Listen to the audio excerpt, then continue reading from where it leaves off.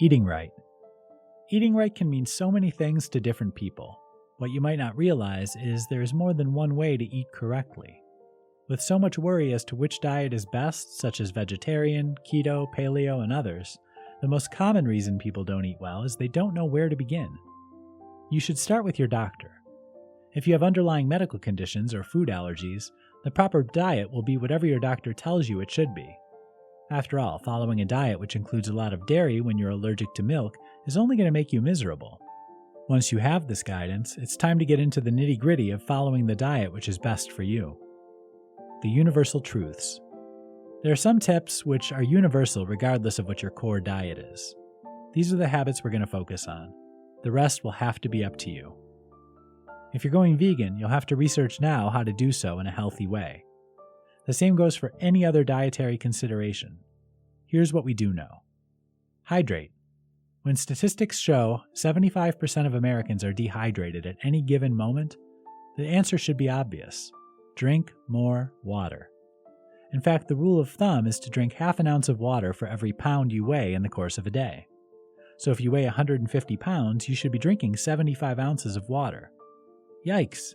No wonder we don't drink enough. Keep in mind though, some foods are rich in liquid, so you can get some of your hydration by eating fresh fruits and even vegetables. Focus on whole foods.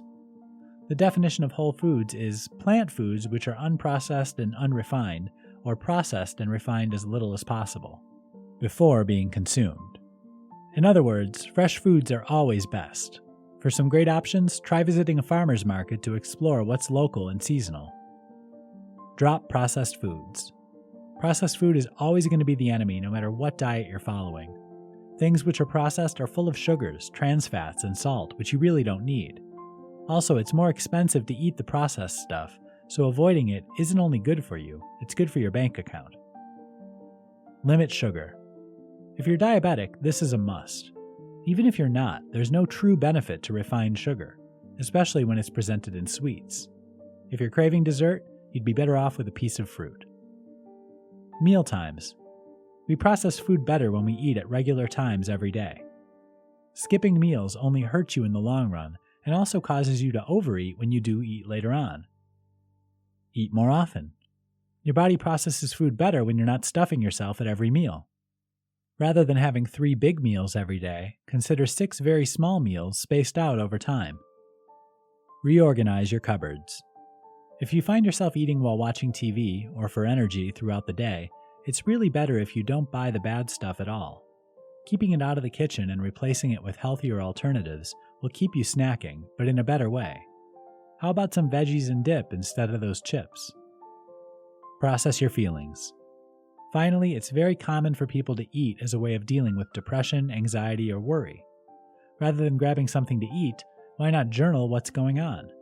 What are you feeling right now? What trigger are you responding to? By acknowledging your emotions and working through them, you'll find the cravings for food will be less strong. In the end, if you're still struggling with the food issues, don't be afraid to talk to someone about how you're feeling. There are some great groups such as Overeaters Anonymous and professional counselors who specialize in food issues who will help you work through bad food habits and help you get back on track.